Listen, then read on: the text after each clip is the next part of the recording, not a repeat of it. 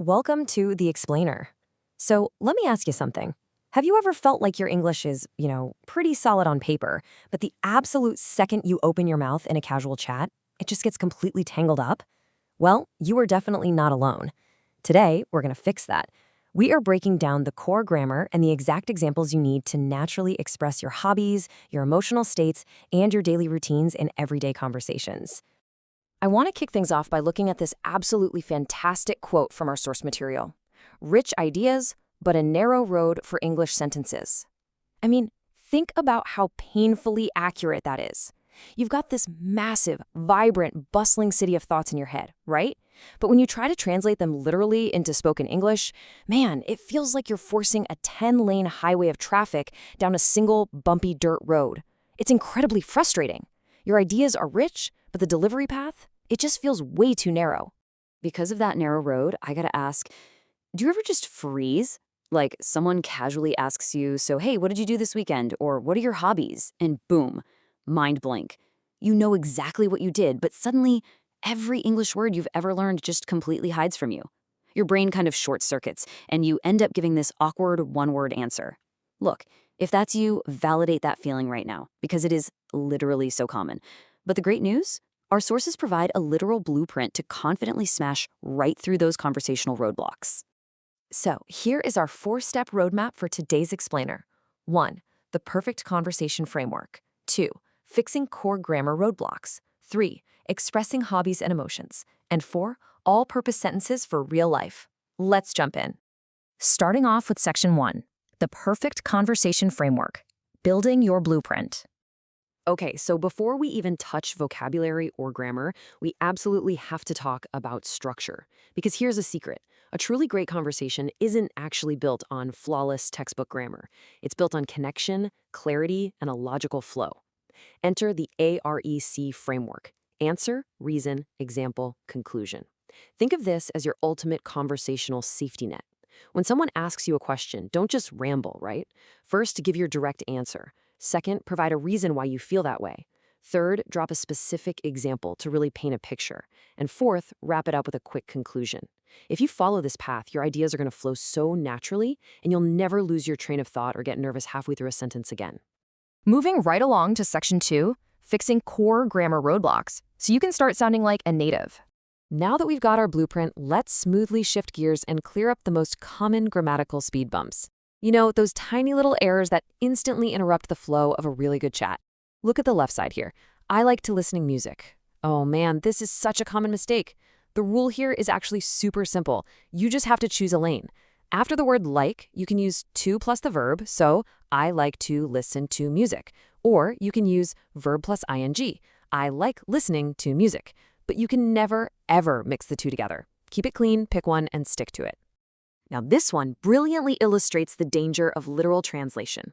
If you say my car needs to drive, it literally sounds like your car is some living, breathing robot that wants to go out for a joyride all by itself.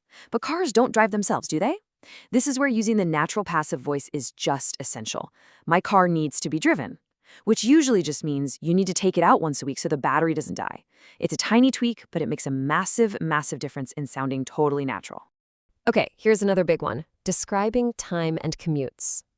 Instead of a really clunky sentence like, I used the subway, took 140 minutes, you really need to adopt this essential it took me pattern. It took me 1 hour and 40 minutes to get there by subway. This is hands down the absolute best, most natural way to explain how long everyday tasks, commutes, or chores actually take.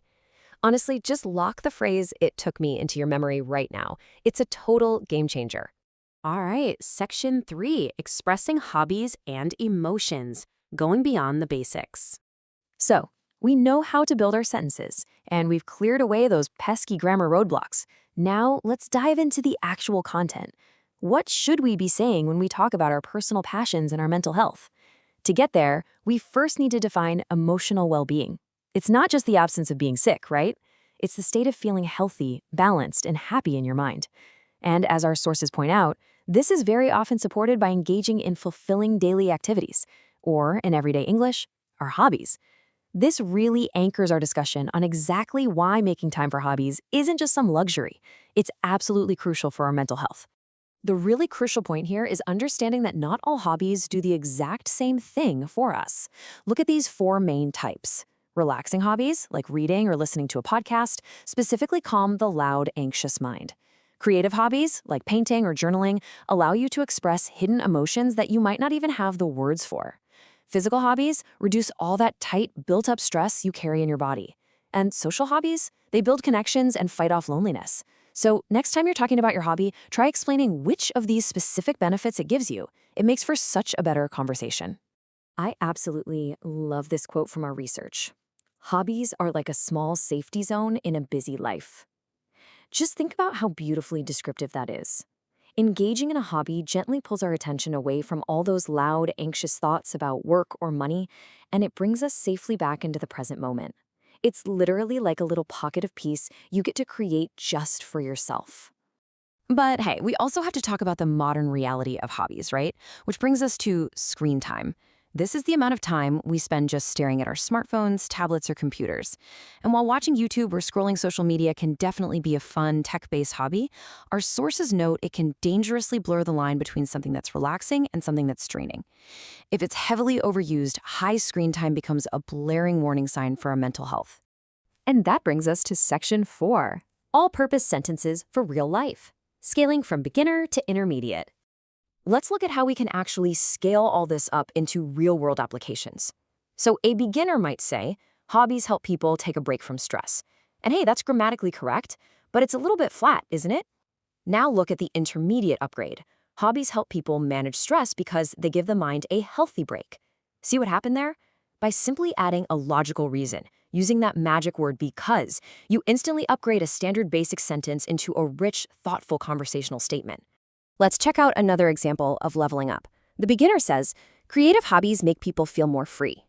The intermediate speaker says, creative hobbies influence a person's mindset by changing how they see themselves and their problems.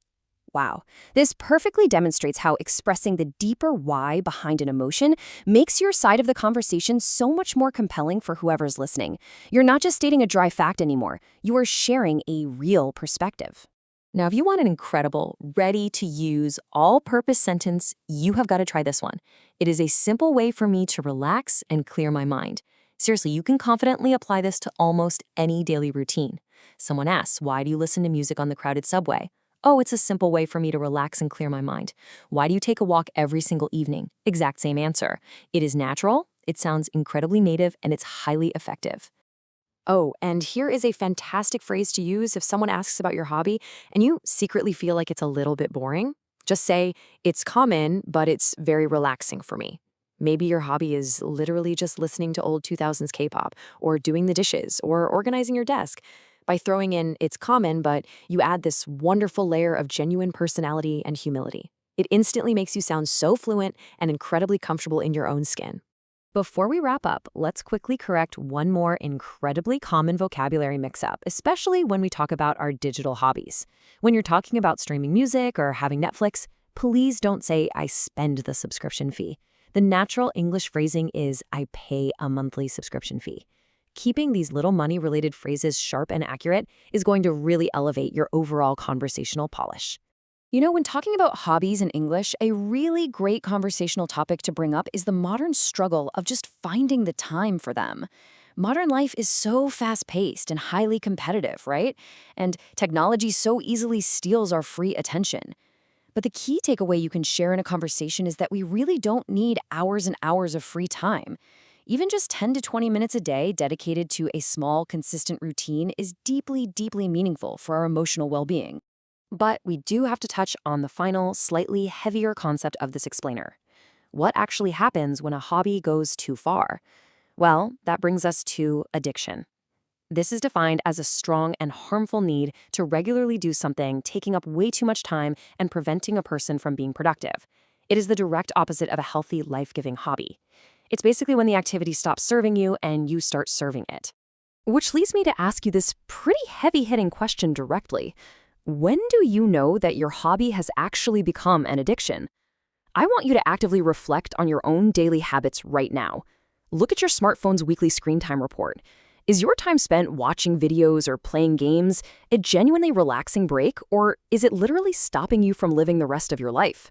It's an intense question, but it's a fantastic one to spark a deep, meaningful conversation with a friend. And I want to leave you with this really powerful final quote from our sources. If it takes too much of your time, it is not a hobby anymore. Wow. What you should take away from this explainer today isn't just a list of grammar rules. It's the ability to use English to express the actual truth about your life, your mental health, and the daily balance you're trying to find. So take these frameworks, step out there, and start having those real, natural conversations. Keep learning, keep practicing, and I'll catch you next time.